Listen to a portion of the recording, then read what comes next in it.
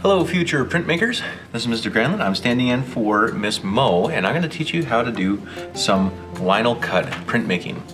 The first thing to do is to create your picture on one of these sheets that are in the back of the room, and you're going to draw out your design. Now mine is a little incomplete actually. What you should do to make sure it's all finished is that it should be something more like this, where you have everything filled out, you have textures in the background, and these are ready, and you can tell they're ready because they've been taped to the linoleum. Okay, I'm doing a little bit of a shorthand. Mine just says texture in the corners, and I'm going to do the same thing that you see in this one, where you have the dark areas with the textures poking through. Okay, so let's get done. So we have our drawing, and what we're going to do is on the back side we're going to use a piece of graphite and color in the whole thing to transfer our picture onto our linoleum block.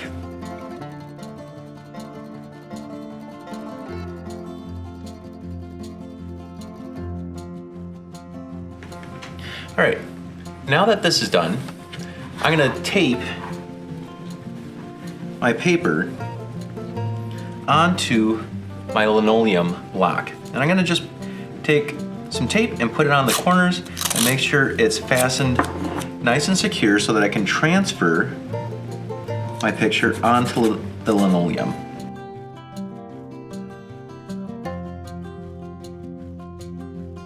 All right, now that my tape is on there, I can take a pen or pencil and I'm going to rub and transfer. So wherever I press, that's going to put graphite onto the linoleum print, or onto the linoleum block.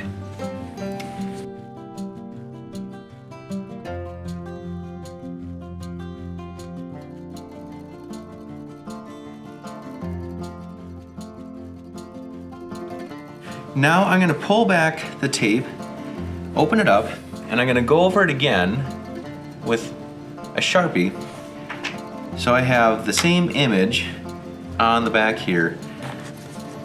So we're going to pull off the tape and draw the picture again. Now I'm going to take the marker and I'm going to fill this in so it looks just like the paper that I took off of there. Now these Sharpie markers are up at the front of the room, and Miss Mo will have a box of them for you to use.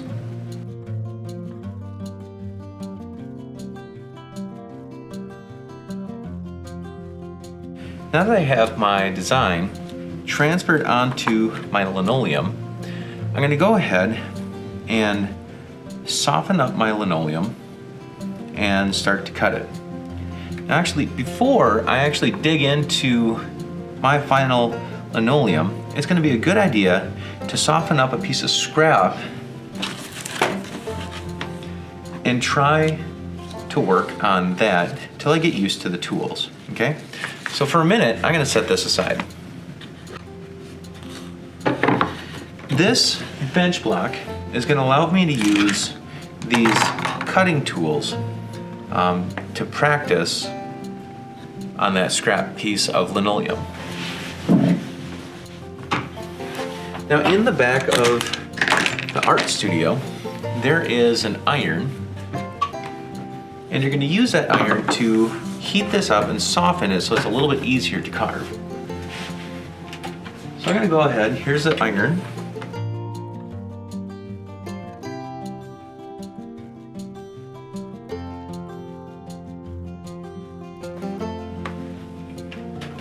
All right, that's nice and softened up. And I can use a variety of tools and tips that I can grab from the back. Now if you look very closely at each of these tips, you'll notice that there's different sizes. So depending on the size of the line or the gouge you're trying to make sure you have the right tip. Also, whenever you're cutting on a linoleum, make sure you're cutting into the board. You're gonna wanna slip. So if you have to make lines in different directions, turn your piece around, never cut towards yourself or someone else. Always try to make sure the blade is going away from your body. Okay, so after I've practiced on the scrap, I'm gonna bring out my piece and I'm gonna start to carve on the piece. Important things to remember, anywhere you have black or you want a black line, you need to make sure that that part of the linoleum is raised up. Anywhere that you want white, that's where you want to carve down. And any sort of textures that you're going to have in here, it's a good idea to mark those first so that you know where things are going. So for instance, in this part here, there's some very thin lines.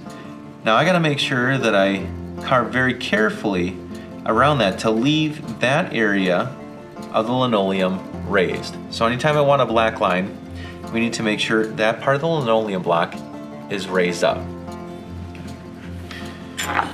Now if we need to change tips, on these pieces we unscrew, so hold the chuck right here and we're going to spin the handle and we're going to spin it until we can pull out this piece here. Now I can put in a new piece, spin it the other way to tighten back in, so on and so forth. You might need many different tips during the course of your carving.